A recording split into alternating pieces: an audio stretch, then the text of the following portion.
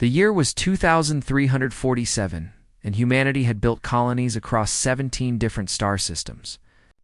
People lived on distant moons and planets that their ancestors could only dream about. But Earth was still the heart of everything. It was a beautiful blue planet protected by giant defense stations floating in orbit. The Terran Naval Command had its headquarters there. Watching over all of human space, Admiral Catherine Moore was 62 years old. She had gray hair that she always kept pulled back tight. Her face was hard from decades of service, and she rarely showed any emotion. On this particular morning, she stood at the observation window of Station Sentinel, drinking her coffee and looking out at the stars. Then everything changed. The alien fleet appeared out of nowhere. One moment, the space beyond the moon was empty. The next moment, 300 massive ships filled the darkness. They came out of fold space in perfect formation, moving as one. Each ship was shaped like a giant black wedge, covered with weapons that made human ships look like toys. Catherine had never seen anything like them. Nobody had. She put down her coffee cup. Her hand was steady even though her heart was racing. The message came within minutes. It played on every screen across Earth and every human colony at the same time. The aliens called themselves the Dominion of Keth, and their words were cold and simple. Species designation: human. You have expanded beyond your permitted boundaries.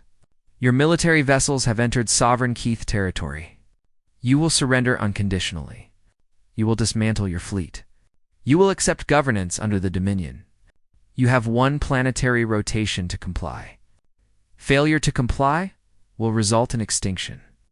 The message repeated over and over in every human language. Whatever technology the Keth had was far beyond anything humanity possessed. Catherine watched the alien fleet holding position just past the moon. She had served 40 years in the Terran Navy. She had fought pirates in the asteroid belts and rebels on the outer colonies. She had faced death many times and never blinked. But she had never felt fear quite like this. Her aide, Lieutenant Daniel Brooks, came running up to her with a tablet in his hands. He was young, maybe 25, with fear written all over his face. "Admiral, the Security Council is meeting in Geneva. President Martinez wants you there through HoloLink right away." Catherine nodded slowly. Her eyes never left the alien ships. "Tell them I am on my way." In Geneva, the emergency meeting had already turned into chaos. Representatives from every colony world were shouting over each other. Some demanded immediate surrender. Others called for negotiations. A few hardliners insisted that humanity should fight back. Nobody could agree on anything. President Elena Martinez sat at the head of the long council table. She was 53 years old, with dark eyes that missed nothing. Before becoming president, she had been a diplomat. She was good at reading people, good at finding solutions, but she had never faced anything like this. Beside her sat General Victor Huang, the commander of all ground forces, a quiet man with a soldier's discipline. Admiral. Moore's hologram flickered to life in the chair reserved for Naval Command. "We cannot fight them," Senator Paul Wright from the Mars colonies was saying. His voice shook with barely controlled panic. "Look at those ships. Our entire combined fleet would not last 1 hour against that kind of firepower. Surrender is the only rational option. We have to think about our children, our families," demanded Governor Lisa Campbell from the Proxima settlement. She was a tough woman who had built her colony from nothing. "They said governance under their dominion. We do not even know what that means. Does it mean slavery? Does it mean they will kill us all anyway? They gave us no real terms, no conditions. Just submit or die," the shouting continued. Some representatives were crying. Others were red-faced with anger. The whole room was falling apart. Admiral Moore's hologram spoke up. Something in her voice made everyone stop and listen. "I've had my analysts studying their vessels since they arrived. The energy signatures suggest weapons technology at least 200 years more advanced than our own. Senator Wright is correct that a direct engagement would be disastrous for us." "Then we surrender," Wright said quickly. Looking relieved, I was not finished. Catherine's voice cut through the room like a blade. "A direct engagement would be disastrous. But humanity does not fight direct engagements. We never have. Throughout our entire history, we have always been outmatched. We were outmatched by nature when we lived in caves. We were outmatched by disease when plagues swept across continents. We were outmatched by the cold emptiness of space when we first left Earth. And yet here we are, still standing. President Martinez leaned forward, interested. What are you suggesting, Admiral? I am suggesting that we do not know what surrender really means for us. We do not know if the Keth will honor any agreement. We do not know anything about them, except that they want us to give up. Catherine's eyes grew hard in the hologram. What we do know is that they expect us to fold. They expect us to be afraid and do whatever they say. I recommend we give them something else instead. The debate went on for hours. Messages flooded in from colonies across human space. Billions of people wanted answers that nobody had. Fear spread like wildfire through every city on every world. Finally, President Martinez called for a vote. The representatives cast their decisions one by one. The result was close, much closer than anyone expected. But when the counting was done, humanity had made its choice. Elena Martinez stood up and walked to the broadcast cameras. She knew that billions of eyes were watching her. She knew the Keth fleet was listening to every word. Her hands trembled slightly, but her voice was rock steady. People of Earth and the United Terran Federation, she began, we have received the demands of the Dominion of Keth. They have demanded our unconditional surrender. They have threatened our complete destruction. She took a slow breath. Throughout our history, humanity has faced countless threats. We have faced ice ages that nearly froze us out of existence. We have faced plagues that killed millions. We have faced tyrants who wanted to enslave us and dictators who wanted to destroy us. We have faced the cold emptiness of space itself. And every single time, someone told us to give up, submit. To accept our fate quietly, her jaw tightened. We have never been very good at that. She looked directly into the camera, directly at whoever was watching from those black alien ships. To the Dominion of Keth, I say this: we will not surrender. We will not dismantle our fleet. We will not accept rule by a power that offers only threats and demands. If you want humanity, you will have to fight for every planet, every station, every ship. You will have to earn every inch with blood. And you will learn what every enemy in our history has learned. She leaned closer. Humanity does not go quietly. The broadcast ended. Across human space, the reaction was immediate. Some people cheered wildly in the streets. Some people cried with fear. Some just stared at their screens, unable to believe what they had just heard. On Station Sentinel, Admiral Catherine Moore watched the alien fleet begin to move toward Earth. The first Keth ships accelerated past the moon, their weapons powering up. Signal all vessels, she said calmly to Lieutenant Brooks. Battle stations. Tell every captain to make every shot count. And tell them, she paused, watching death approach. Tell them to make humanity proud. The Keth had conquered 1,000 species across 100,000 years. Every single one had surrendered eventually. Every single one had learned that resistance was pointless. They were about to discover that humanity was different. The Keth attack came at dawn, Earth time. The sun was just rising over the Pacific Ocean when the alien fleet opened fire. Commander, no Price was aboard the destroyer Relentless when the alarms started screaming. He was 34 years old with short brown hair and a small scar on his chin from a training accident years ago. He had served in the Navy for 12 years, but he had never seen real combat. He had trained for it, dreamed about it, sometimes feared it, but it had always been something that might happen someday. Someday had arrived. Like all hands to battle stations, he ordered. His voice came out calm and steady, which surprised him because his heart was beating so fast he could hear it in his ears. Helm, bring us around to face the enemy. Tactical, find me something to shoot at. Lieutenant Amy Nguyen worked at her console with flying fingers. She was the best tactical officer Nathan had ever served with, quick and smart under pressure. Commander, I am counting 50 Keth vessels breaking away from the main fleet. They are heading straight for the orbital defense platforms. Nathan watched the tactical display on the main screen. Red dots representing enemy ships moved toward the thin blue line that represented humanity's defenses. The orbital platforms were massive stations armed with railguns and missile batteries. They had been built to stop asteroids and pirates. They had never been designed to fight something like this. "Signal the fleet," Nathan said. "All ships engage at maximum range. We need to buy the platforms time too." He never finished the sentence. The first Keth weapons fired, and 3 blue dots simply vanished from the screen. 3 human frigates, each with a crew of 200, gone in the blink of an eye. "Our shields are holding," Amy reported. Her voice was tight, but she kept working. "But their weapons are cutting through our other ships like they are made of paper." Nathan made a quick decision. There was no time to second-guess himself. "Helm, take us in. Full speed ahead. Tactical, target their weapon systems. If we cannot match their firepower, we will get close enough that our smaller guns can do some damage." The Relentless surged forward, joining a ragged line of Terran vessels, charging directly at the Keth formation. Nathan knew it looked like madness. He knew it was probably suicide, but running away was not an option. If they ran, the Keth would destroy the platforms, and then they would destroy Earth. Some things were worth dying for. On the surface of Earth, General Victor Huang coordinated the ground defense from a bunker buried deep beneath the Rocky Mountains. The facility was called Cheyenne Complex. It had been built over a century ago, designed to survive orbital bombardment.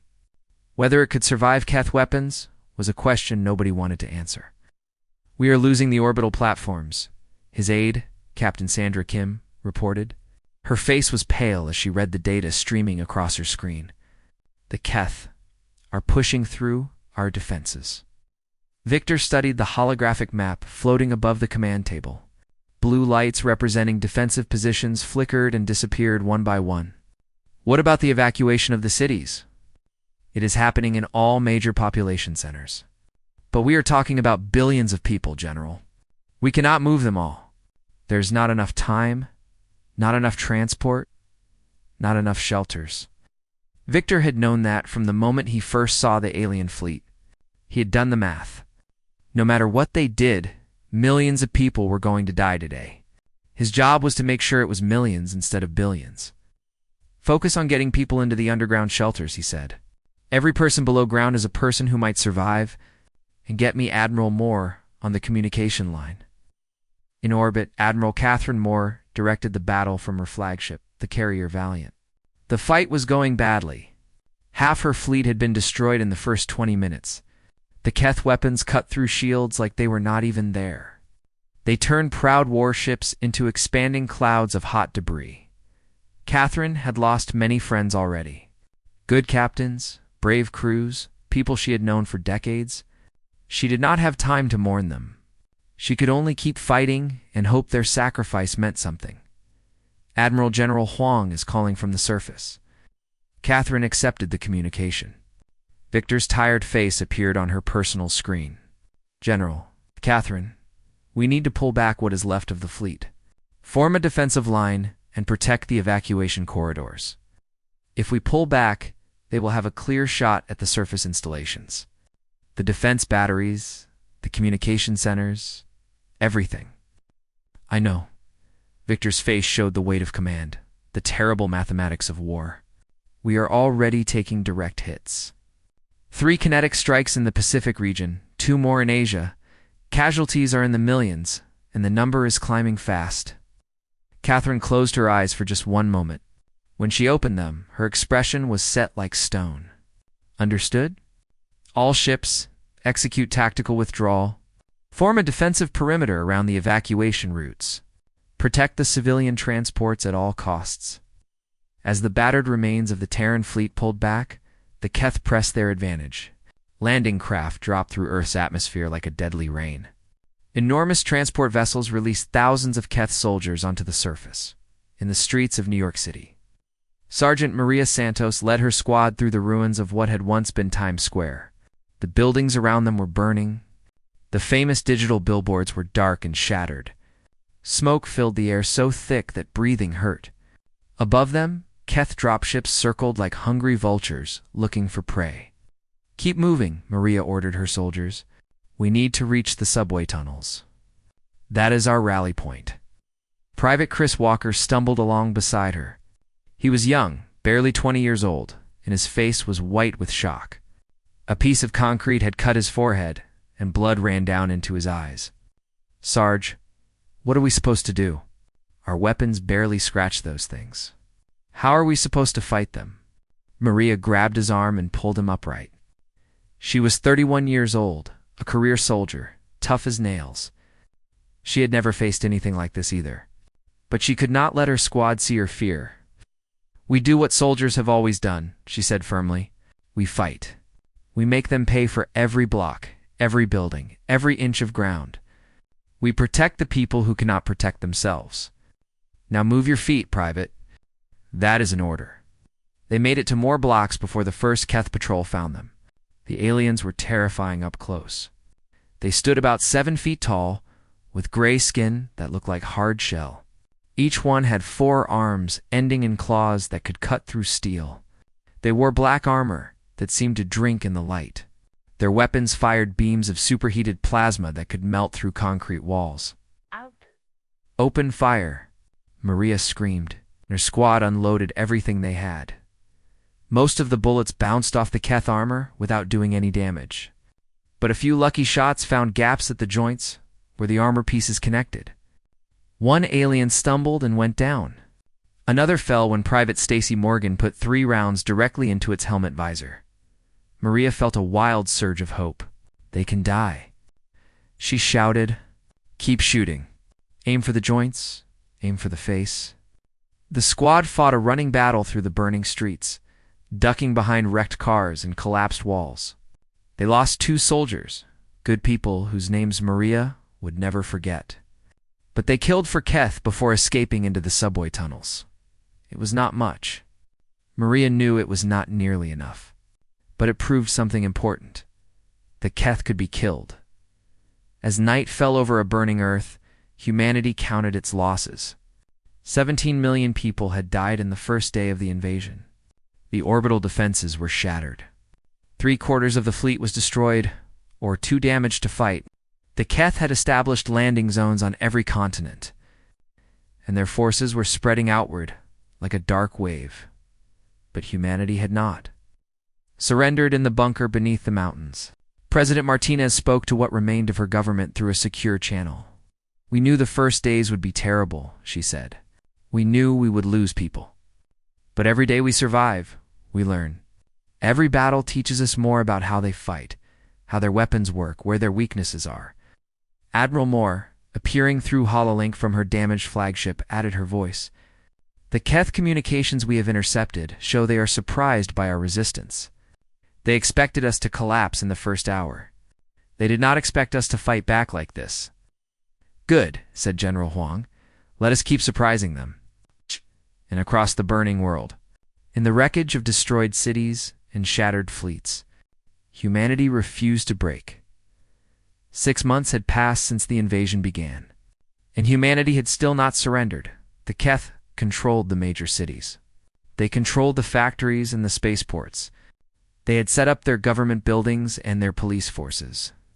They had created programs to teach humans how to obey, how to serve, how to accept their new masters. They expected people to fall in line quietly like every other species they had conquered. They were wrong. In the dark forests of the Pacific Northwest, Commander Hannah Shaw moved silently through the trees. She led a group of 40 resistance fighters, all dressed in stolen Keth equipment and carrying weapons made from salvaged parts. The pre-dawn air was cold and damp. Their breath came out in small white clouds. Hannah was 36 years old, with short black hair and sharp green eyes. Before the invasion, she had been a naval pilot, flying combat missions from the carrier Valiant. That life seemed like a distant dream now. A Keth plasma bolt had sent her ship spiraling into the ocean during the first week of the war. She had survived, barely pulled from the freezing water by fishermen who had become resistance fighters themselves. Now she led them. "Target is ahead," whispered Jacob Cole, her second in command.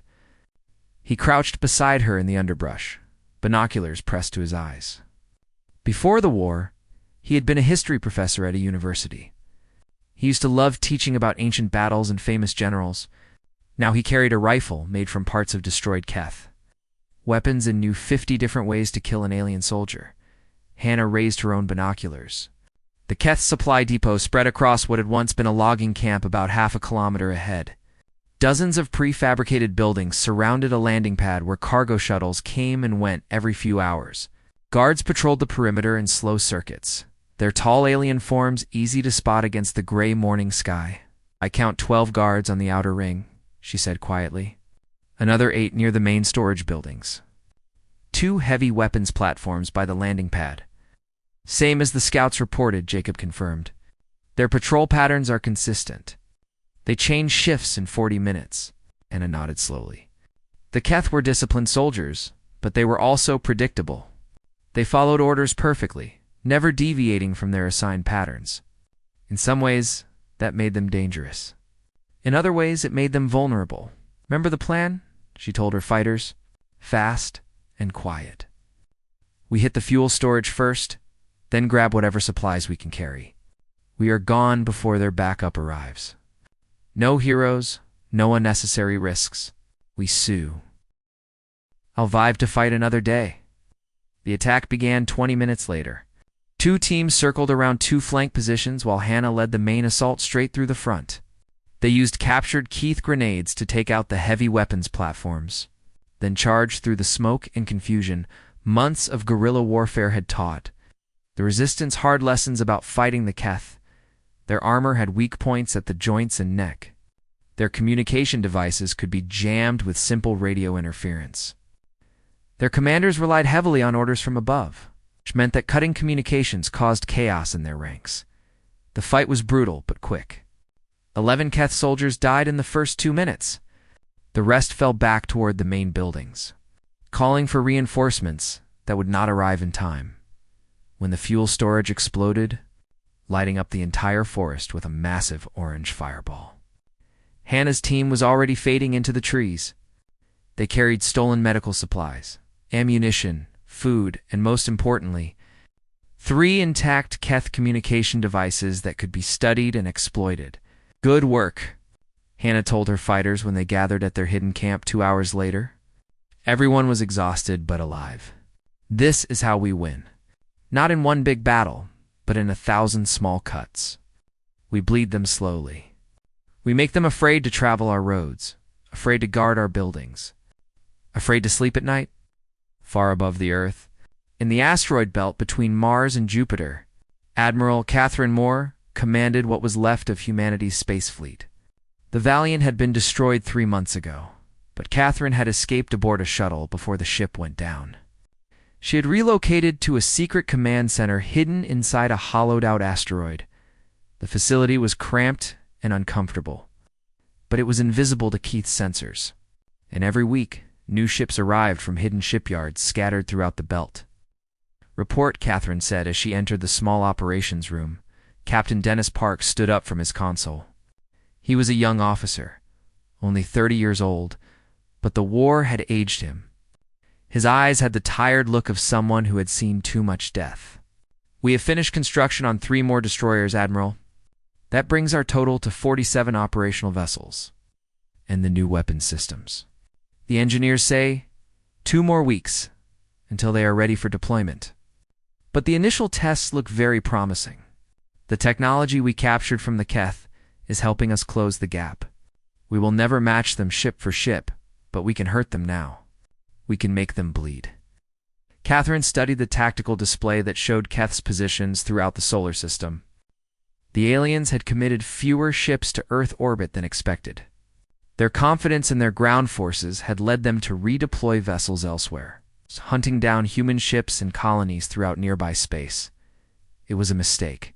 Catherine intended to make them pay for it. "Begin detailed planning for Operation Counterpunch," she ordered. "It is time we reminded the Keth that humanity still has a fleet." On Earth, the resistance networks had grown far beyond anything the Keth had anticipated. Every occupied city had its secret cells, its hidden safe houses, its carefully concealed stores of weapons and supplies. Information flowed through encrypted channels that the aliens could not crack. The underground government that President Martinez led kept moving from place to place, always one step ahead of Keth patrols.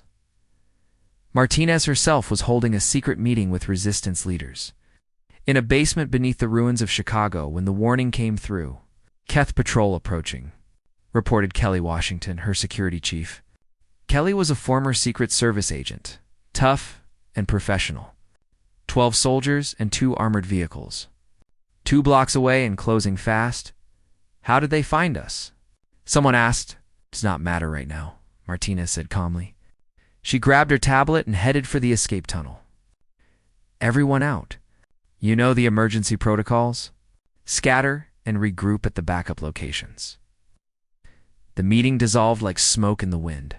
Each resistance leader vanished through a different escape route, carrying vital information back to their cells. Martinez emerged from a drainage pipe on the outskirts of the city, where a young woman with a battered old motorcycle was waiting for her. Madam President, the woman said, handing her a helmet. We need to move. They rode through the dark streets for 2 hours, weaving between Keth patrols, past burning buildings and checkpoints. Finally, they reached a safe house in the ruins of a suburb, where hot food and a secure communication terminal were waiting. Martinez ate quickly, then began reviewing the latest intelligence reports. The news was mixed. Losses continued everywhere, but so did small victories. A supply convoy ambushed in Europe. A communication tower destroyed in Asia. A Keth commander assassinated in South America. Death by 1,000 cuts. Just as Hannah Shaw had said, the Keth overseer, a towering alien called Vreth, studied similar reports aboard his command ship in orbit. His forearms moved restlessly as he read about the day's losses. More supplies destroyed. More soldiers killed. More time wasted on a species that should have surrendered months ago.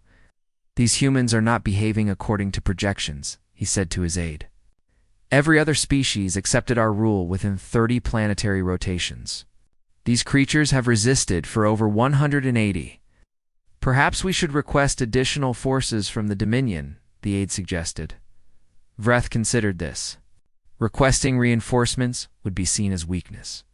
It would damage his standing with the High Council, but continuing to lose soldiers and resources was also unacceptable. Not yet, he decided. These humans will break eventually. All species do. It is simply a matter of time and pressure. But as he watched another explosion light up the surface below, Vreth felt something unfamiliar. It took him a moment to recognize it. It was doubt, and in the shadows of Earth and the darkness of space, humanity prepared for the day when they would strike back with everything they had. The attack on the Queth command ship came exactly 1 year after the invasion had begun. Admiral Catherine Moore had spent months preparing for this moment. She had built her fleet in secret. She had trained her crews until they could fight in their sleep. She had studied every piece of captured Keth technology and learned every enemy tactic. Now it was time to use everything they had learned. All ships, execute jump on my mark. Catherine ordered from the bridge of her new flagship, the carrier Defiance. Around her, officers worked at their stations with focused intensity. The bridge was quiet except for the hum of computers and the soft beeping of instruments. Everyone knew what was at stake. 3.2. Mark. 43 Terran vessels vanished from the asteroid belt and reappeared directly above the Keth orbital command platform. The alien fleet was caught completely by surprise. Their sensors had never detected the human ships hiding among the rocks. They had never imagined that humanity could launch an offensive of this size. The new human weapons fired first. The technology had been reverse-engineered from captured Keth equipment and then improved with human innovations. Energy beams and missiles tore into the enemy ships before they could raise their shields or return fire. Focus all weapons on their flagship, Catherine commanded. Her voice was calm and clear, the voice of someone who had been waiting for this moment for a very long time. All fighter squadrons launch immediately. This is what we have been preparing for. Commander Nathan Price led the fighter assault. He had survived the first day of the war aboard the Relentless, and he had fought in 100 engagements since then. His destroyer had eventually been destroyed in a battle near Mars, but Nathan had escaped and transferred to fighter command. Now he flew at the head of his squadron, the Reapers, diving through the chaos of battle toward the massive Keth command vessel. "Watch your spacing," he called to his pilots over the communication channel. "We need to hit their bridge section at exactly the same time. Concentrate your fire on the same spot." "Copy that, Commander," came the voice of his wingmate, Lieutenant Rosa Mendez. She was a fierce pilot, with quick reflexes and nerves of steel. All weapons armed and ready to fire. The Keth Point defense systems came alive, filling the space around the command ship with deadly energy beams. 3 human fighters exploded in the first attack run. Nathan felt each loss like a punch to the gut, but he kept flying. There was no time for grief. There was only the mission. The surviving fighters broke through the defensive fire and released their missiles at the exact same moment. 12 warheads slammed into the Keth flagship's bridge section simultaneously. The explosion was so bright it was visible from Earth's surface. Direct hit confirmed. The tactical officer reported aboard the Defiance. "The Keth flagship is breaking apart. Their command structure is collapsing." Catherine allowed herself one small moment of satisfaction. Then she turned her attention back to the battle. "Press the attack. Hit them while they are confused. Do not give them time to reorganize." The space battle raged for 6 hours, the longest and largest engagement of the entire war. Human ships fought with desperate courage against an enemy that had once seemed unbeatable. When the firing finally stopped, the Keth orbital fleet had lost more than half its strength. Their command network was shattered. On the ground below, the resistance forces seized the opportunity with both hands. Coordinated uprisings exploded in every major city at exactly the same moment.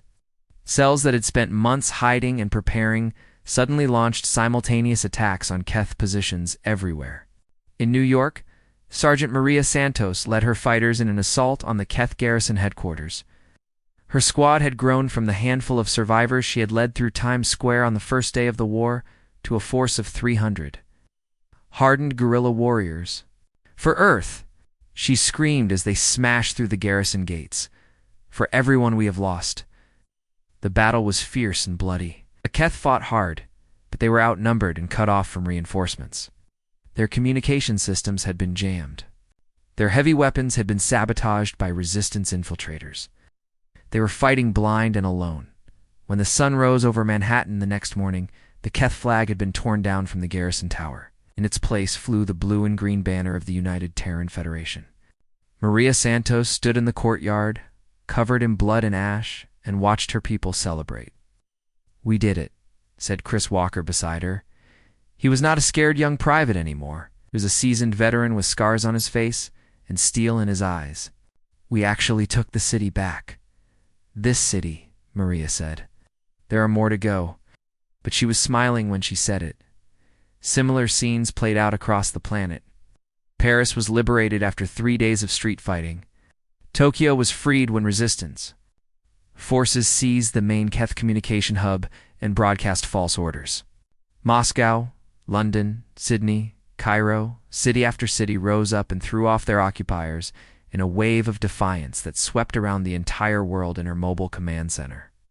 President Martinez watched the reports flood in with tears streaming down her face. After a year of hiding, a year of running, a year of watching her people suffer and die, something was finally changing. "Are retreating," General Huang reported. Or his voice cracked with emotion that he could not hide. "The Keth ground forces are pulling back to fortified positions. They are abandoning the cities." "It is not over yet," Martinez said, wiping her eyes. "They still have ships and soldiers. They can still hurt us." "I know," Huang replied. "But this is the beginning of the end. I can feel it." In orbit, Overseer Vreth watched the disaster unfold with something close to disbelief. His command ship had been destroyed. His fleet had been crippled. His ground forces were being pushed back everywhere. For the first time in his long career, he faced the possibility of defeat. He transmitted a priority message to the Dominion. "High Council, requesting immediate reinforcement and authorization to use total destruction weapons against the planet." The response came after an unusually long delay. Reinforcement denied. Total destruction denied. Withdrawal authorized. Species designated human to be classified as persistent threat. Quarantine protocols to be implemented. Vreth read the message 3 times, unable to believe what he was seeing. The Dominion was ordering a retreat. In 100,000 years of conquest, the Dominion had never retreated from a target species until now. He looked at the tactical display, at the burning wreckage of his fleet, at the cities on the planet below that were flying human flags again. What are these creatures? He wondered aloud. His aide had no answer. In the days that followed, the momentum shifted completely to humanity's side. The Keth abandoned positions they could no longer defend. They fell back toward their remaining strongholds, while human forces harassed them every step of the way. Hannah Shaw led her resistance fighters into Seattle as the last Keth transport lifted off. The city was damaged and scarred, but it was free. 1 year ago, I almost died in the ocean, she told Jacob Cole as they watched the alien ship disappear into the clouds. I thought it was over. I thought we had lost everything. We nearly did, Jacob replied, but we did not. Hannah took a deep breath of the cold, clean air. We did not. Across the planet, humanity celebrated. People danced in the streets and embraced strangers and wept with joy. After a year of darkness, there was finally light. But the war was not over yet. The Keth still had forces in the solar system. They still had ships and weapons. The final chapter remained to be written, and humanity intended to write it themselves. The Keth withdrawal from Earth took 3 long months. They did not leave peacefully. Every base they abandoned, they filled with hidden bombs and traps. Every building they surrendered, they sabotaged and poisoned. They destroyed water treatment plants and power stations. They left behind automated weapon systems programmed to kill anything that moved. The Keth wanted humanity to remember them through pain. But despite everything, they left Admiral Catherine Moore's fleet, now numbering over 100 warships. Crewed by veterans who had learned to fight against impossible odds, chased them at every step. They hunted Keth vessels through the asteroid belt and around the moons of Jupiter. They destroyed supply ships and troop transports and communication relays. On the ground, resistance forces made the Keth pay for every kilometer they retreated. Ambushes and raids and booby traps of their own turned the withdrawal into a nightmare for the alien soldiers. And slowly, painfully, the occupation came to an end. The formal Keth withdrawal from Earth happened on a cool October morning, exactly 2 years after the invasion had begun. The ceremony took place in what had once been the United Nations building in New York City. The structure was scarred by battle damage, its windows shattered, its walls marked by plasma burns. But it was still standing. Overseer Vreth stood on one side of a simple table. He was the highest-ranking Keth commander left in the solar system. His black armor was dented and scratched, evidence of how hard the final months had been. President Alina Martinez stood on the other side, flanked by Admiral Moore and General Huang. Your species has proven more difficult than anticipated, Vreth said, through his translation device. His voice was flat, revealing nothing of what he might be feeling. The Dominion does not concede defeat. We recognize strategic repositioning. Martinez kept her face completely neutral. She had learned long ago not to show emotion in negotiations. You can call it whatever you want. The result is the same. You're leaving our world. You're establishing a quarantine zone around your star systems. No Keth vessel will enter your territory. No human vessel will be permitted to leave it. Vreth's 4 arms gestured in a complex pattern that might have meant frustration or anger. You are being isolated, not freed. You are being contained like the dangerous animals you are. We will take it, Martinez replied simply. The treaty was signed. Both species placed their marks on the document, making it official. The 2-year nightmare was finally over in the weeks that followed. Humanity began the long process of rebuilding everything they had lost. The final death toll was staggering. Over 400 million people had died during the occupation. Entire cities lay in ruins. Ecosystems had been poisoned. Economies had collapsed. Infrastructure had been destroyed. It would take generations to fully recover from what had happened.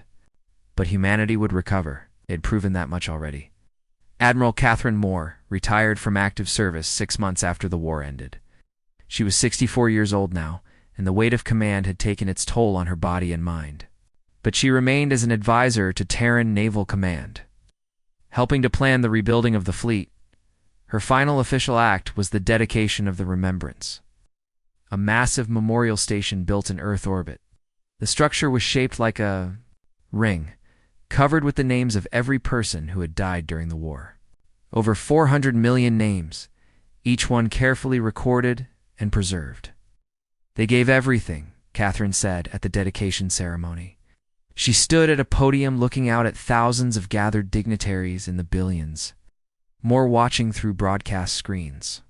Every soldier who fell in battle, every civilian who refused to surrender, every mother and father and child who died rather than submit to alien rule.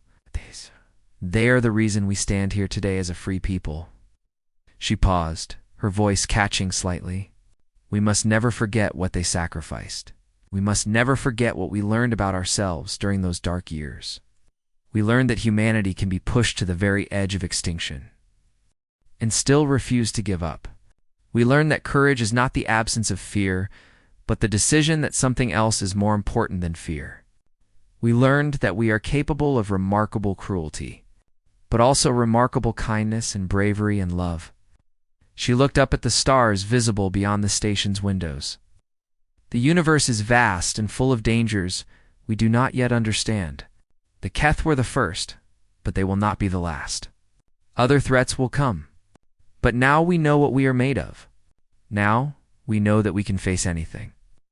Commander Nathan Price, now promoted to captain, took command of the Defiance after Admiral Moore retired. His assignment was to patrol the edge of the quarantine zone, watching for any sign of Keth's return. It was lonely duty, months of travel through empty space with nothing to see but stars. Nathan did not mind. After everything he had been through, he appreciated the quiet. President Martinez served 2 more terms in office, guiding humanity through the difficult years of Reconstruction. She established the Memorial Day holiday to honor those who had died. She oversaw the rebuilding of cities and the healing of wounds, both physical and psychological. When she finally stepped down from the presidency at age 61, she gave one last speech to the people she had led through the darkest time in human history. We were tested, she said. The Keth came to our world expecting us to surrender. They had conquered 1,000 species before us. Every single one had eventually given up and accepted their rule. They expected us to do the same. She smiled slightly. They were very surprised when we did not. On a quiet hillside overlooking the rebuilt Times Square, Maria Santos visited a simple stone memorial. The names of every resistance fighter who had died in New York were carved into the rock. Thousands of names representing thousands of lives given for freedom. She came here every year on the anniversary of the liberation. She would stand before those carved names and remember faces and voices and moments of courage. Chris Walker stood beside her, as he always did. He was 42 now, a senior officer in the new Terran Defense Force. His hair was going gray, and lines had formed around his eyes. But he still stood straight and tall. You think they will come back? He asked, the Keth. Maria considered the question. In the sky above them, she could see the lights of the orbital shipyards where new warships were being built every day. Humanity was not going to be caught unprepared again. Maybe, she said. Probably, eventually. But if they do, we will be ready for them. She touched the memorial stone gently. We will always be ready, far beyond the quarantine zone, in the heart of Dominion space. The Keth High Council debated endlessly about what to do with the species called humanity. Some members demanded a new invasion, a complete destruction campaign that would wipe humans from existence. Others warned that such an effort would cost far more than anyone wanted to pay. In the end, they chose to wait. To watch from a distance, to study these strange creatures who simply refused to act like any other species in the galaxy, and in the back of every Keth mind, there was a new emotion when they thought about humans. It was not something they were used to feeling. They had been the conquerors, the rulers, the masters of 100,000 worlds for countless generations. The emotion might have been respect for a worthy enemy. It might have been fear of what humanity would become in the darkness between stars. Human ships patrolled their borders. They kept watch for threats. They prepared for battles that might never come. They carried with them the memory of what they had survived and the knowledge of what they were capable of. The Keth demanded surrender. Humanity had answered with war. And in the end, it was not humanity who had broken. The future stretched out before them, uncertain and full of challenges yet to come. There would be other alien species out there. There would be new dangers and new enemies. The universe was vast and often cruel, but whatever came next, humanity would face it standing up. They had earned that right. They had paid for it in blood, and they would never, ever surrender again.